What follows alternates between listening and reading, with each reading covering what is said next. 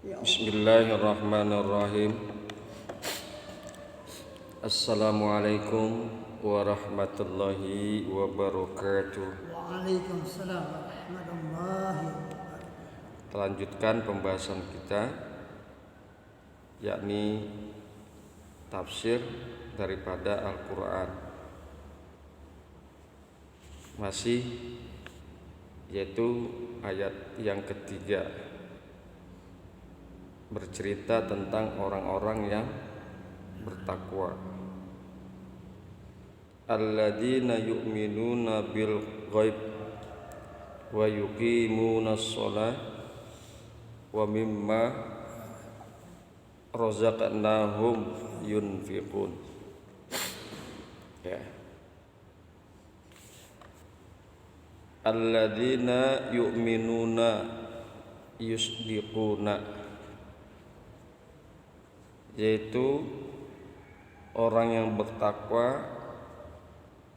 Alladzina yu'minuna, orang-orang yang beriman. Yusdiquna, orang-orang yang membenarkan.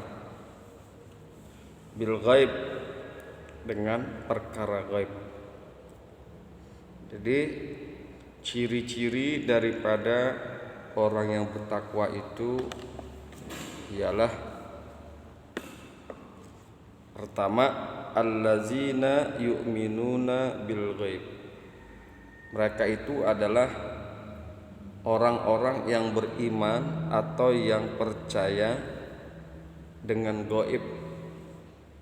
Bima ghaba anhum, dari apa-apa yang gaib, dengan apa-apa yang gaib, anhum, daripada mereka, minal ba'si wal jannati wan nari, daripada ba's, hari berbangkit, wal jannati, dan surga, wan nari, dan neraka. Itu adalah beberapa contoh daripada perkara-perkara yang gaib. Yang gaib itu tidak bisa kita lihat atau belum kita lihat, tidak kita rasakan, ya. Sementara untuk seperti hari Ba'ts wal jannati wan nari ini kita dapatkan adanya hari berbangkit, adanya surga dan neraka itu hanya daripada lisan atau berita yang Allah kemukakan dari Al-Quran dan lisan Kanjeng Nabi Muhammad sallallahu alaihi wasallam. Kalau perkara yang sudah kita lihat, yang sudah kita rasakan dan lain sebagainya, itu tidak gaib lagi, ya. Tapi umat Islam ini dituntut untuk percaya dengan perkara-perkara yang dia tidak ketahui, dengan perkara-perkara yang tidak dia rasakan.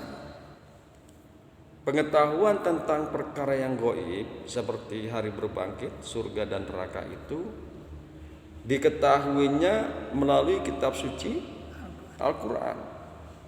Diketahuinya melalui kitab suci Al-Quran dan lisan daripada Kanjeng Nabi Muhammad sallallahu alaihi wasallam.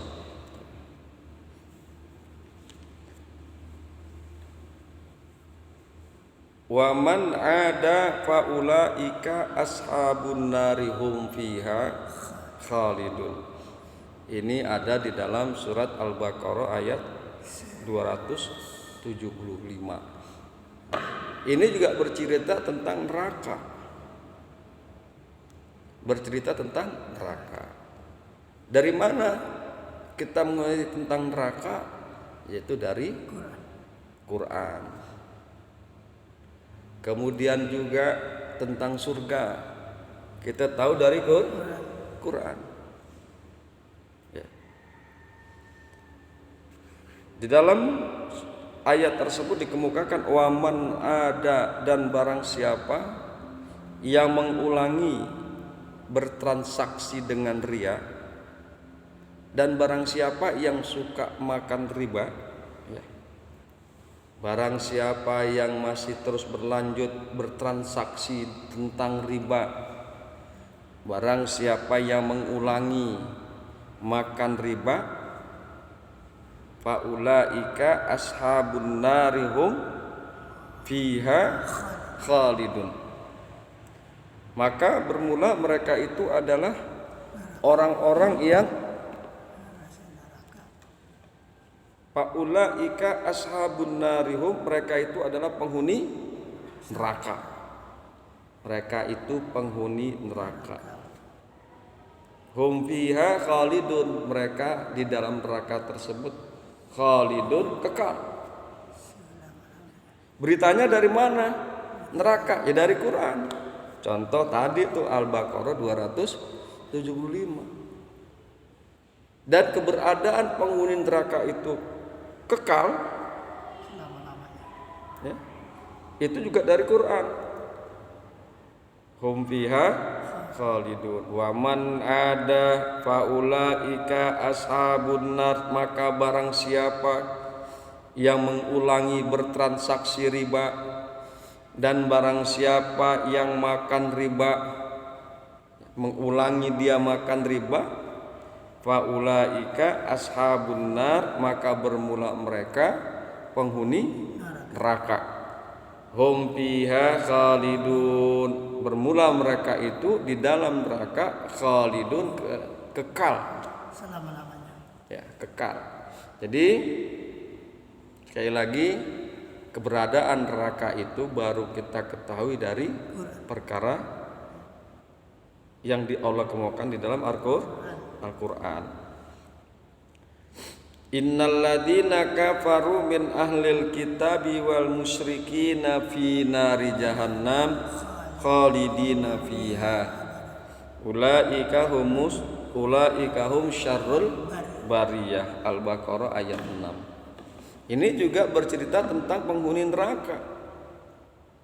Kita tahu tentang penghuni neraka yaitu dari Quran dan lisan Kanjeng Nabi Muhammad sallallahu alaihi wasallam. Innal ladzina kafaru, kalimatnya kalimat kepastian, inna, pasti. Innal ladzina kafaru, sesungguhnya orang-orang yang kafir, min ahlil kitabi, dari ahlul kitab, Nasrani, Yahudi, itu ahlul kitab. Innal ladzina kafaru min ahlil kitab, sesungguhnya orang-orang yang kafir dari ahlul kitab, wal musyrikina, dan orang-orang musyrik, fi nari jahannam, di dalam neraka jahannam, khalidina fiha, kekalah mereka di dalamnya, kekalah mereka di dalam neraka. Ulaika hum syarrul bariyah, bermula mereka syarrul bariyah, golongan yang buruk, golongan yang buruk. Nah, ini berita dari mana? Dari Quran, Al-Baqarah ayat 6. Siapa aja yang masuk ke neraka? Di antaranya adalah orang-orang kafir dari ahlul kitab dan orang musyrik. Dia penghuni neraka. Kita tahu dia sebagai penghuni neraka ya dari Quran. Kita tahu dia kekal di neraka dari Quran. Kita tahu mereka itu adalah golongan yang buruk, kelompok yang buruk, itu dari Quran. Jadi sekali lagi, perkara-perkara yang gaib adalah perkara yang kita tidak ketahui dan kita mengetahuinya dari Al-Quran dan lisan Kanjeng Nabi Muhammad sallallahu alaihi wasallam. Orang beriman kudu percaya. Percaya.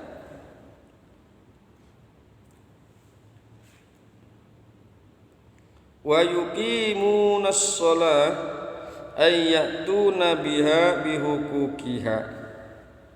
Wa yuqimusnas shalah. Jadi banyak sekali penterjemah kata-kata yuqimuna shalah mereka mengartikan dan mereka yang mendirikan sholat. Jadi orang yang bertakwa itu adalah mereka yang mendirikan sholat. Nah, ini penterjemahan mendirikan sholat itu adalah kesalahan yang cukup populer. Ya, kesalahan yang cukup populer mengartikan yuqimuna shalah, mendirikan sholat. Kalau itu salah. Kenapa? Para penterjemah menganggap kata-kata yuqimuna itu berasal dari koma yang berarti berdiri. Ya. Padahal tidak demikian. Di dalam tafsir ini dikemukakan ayatu nabiha bihuquqiha. Jadi wa yuqimuna shalah ayatu nabiha bihuquqiha, yaitu yang mengerjakan, yang melaksanakan dengan sholat bihuquqiha, dengan hak-haknya sholat. Jadi orang bertakwa itu menjalankan atau melaksanakan dengan sholat bihuquqiha, dengan hak-haknya sholat. Di dalam sholat itu kan ada ketentuan-ketentuan, ada syarat sholat, ya kan? Ada rukun sholat, ada wajib sholat, ada sunnah sholat, sunnah hayat, sunnah abad, ada yang membatalkan sholat. Nah, jadi orang-orang bertakwa itu bukan hanya sekedar sholat,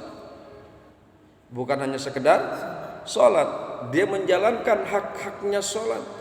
Dari mulai syarat sholat, bahwa orang yang sholat itu kudu bersih pakaiannya, kudu bersih badannya dari perkara najis, kudu bersih tempatnya, tempat dia sholat, harus paham itu.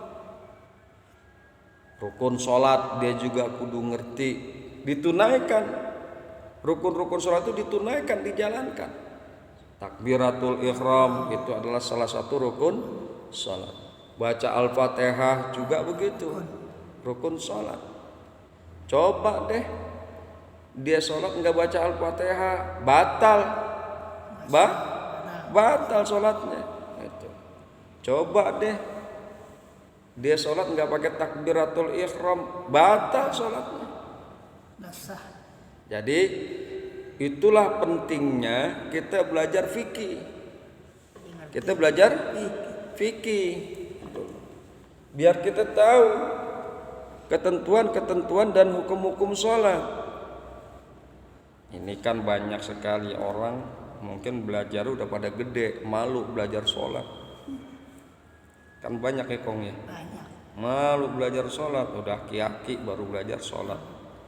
Kalau yang namanya belajar mah nggak perlu malu-malu. Emang dia pas baru mau belajar udah aki-aki, mau diapain lagi? Udah bagus banget. Karena apa? Biar kata dia udah aki-aki, tetap dia berkewajiban menuntut ilmu. Sekali lagi, orang yang bertakwa itu yaitu orang yang melaksanakan atau yang mengerjakan sholat dengan hak-haknya sholat harus ditunaikan. Perkara-perkara yang membatalkan sholat harus ditinggalkan. Wa mimma razaqnahum yunfikuna. Wa mimma razaqnahum, dan dari apa-apa yang kami berikan, yang kami rizkikan kepada mereka, a'tainahum, dalam tafsir Jalalain, razaqnahum yaitu a'tainahum, yang kami berikan kepada mereka. Dari apa-apa yang kami berikan kepada mereka, yunfikuna, mereka menginfakkan dari rizki yang kami berikan kepada mereka, yunfikuna, mereka menginfakkan fi taatillah, di dalam taat pada Allah. Jadi rizki itu berapapun yang kita dapatkan, berapapun yang kita terima, digunakan sesuai di jalan Allah. Nggak boleh rizki itu kita jalankan sebagaimana ketentuan yang justru menyimpang daripada ketentuan Allah.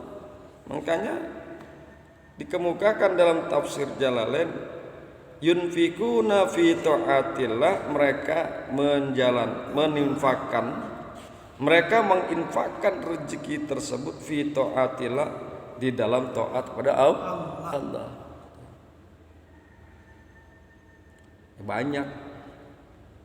Banyak dalam rangka kita taat pada Allah, mengeluarkan hak-haknya seperti zakat mal, kita keluarkan. Sekarang ini ada zakat profesi yang mereka keluarkan tiap bulan ketika dia terima gaji. Disedekahkan di jalan Allah tuh rizki yang Allah berikan, diberikan kepada keluarganya, ya, diberikan kepada keluarganya untuk menghidupi anak dan istrinya. Rizki yang Allah berikan itu adalah dijalankan, diinfakkan di dalam taat pada Allah.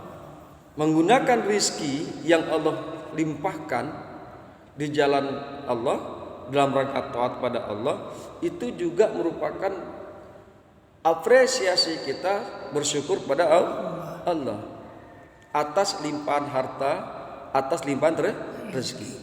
Kalau seandainya kita menggunakan rezeki yang Allah berikan di jalan maksiat, di jalan-jalan yang haram, maka itu identik dengan orang yang tidak bersyukur. Misal kita dapat rezeki tapi buat mabok-mabokan, kita dapat rezeki untuk kemaksiatan yang rezeki kita dapatkan, itu sama saja dengan tidak bersyukur. Bisa jadi asbab seseorang tidak menginfakkan rezekinya di jalan Allah dengan maksiat dan keharaman, maka rezekinya akan dicabut. Gak berkah. Wala in kafartum inna azabi lasadid. Dan jika wala in kafartum, dan jika kalian kufur atas nikmatku, kalian kufur dengan rezeki yang aku berikan, di mana rezeki yang aku berikan kalian gunakan untuk maksiat, rezeki yang aku berikan kalian gunakan untuk perbuatan-perbuatan yang haram, Allah kemukakan pasti akan aku cabut. Inna azabi lasadid. Sungguh kata Allah, azabku itu sangat keras. Bisa jadi rizki yang Allah telah berikan kepada kita, rizki yang Allah telah limpahkan kepada kita, kemudian kita gunakan di jalan maksiat dan yang haram, Allah cabut. Allah cabut rizki itu. Allah cabut rezeki tersebut dalam rangka Allah mengajab orang tersebut, orang yang menjalankan maksiat dengan rezeki yang Allah limpahkan. Allah cabut rezeki dengan sebab kemaksiatan tersebut, sehingga jadilah dia mendapatkan azab yang pedih, azab yang perih. Biasa hidup bermewah-mewah, biasa melakukan kemaksiatan, biasa melakukan keharaman, dicabut semua rezekinya oleh Allah Subhanahu wa taala, sehingga dia tidak punya apa-apa, dia tidak punya fakir. Bisa fakir, bisa jadi fakir dia. Ya, bisa jadi fakir, dicabut oleh Allah Subhanahu wa taala rezeki yang Allah limpahkan, dan itu adalah azab yang sangat pedih bagi mereka di dunia Dan nanti ada lagi azab di akhirat sebab dia melakukan kemaksiatan dan keharuman. Itu mungkin yang bisa kita bahas pada pagi hari ini, yaitu Al-Baqarah ayat yang ke-3. Subhanakallahumma wa bihamdika asyhadu an la ilaha illa anta astaghfiruka wa atubu ilaik. Assalamualaikum warahmatullahi wabarakatuh. Waalaikumsalam.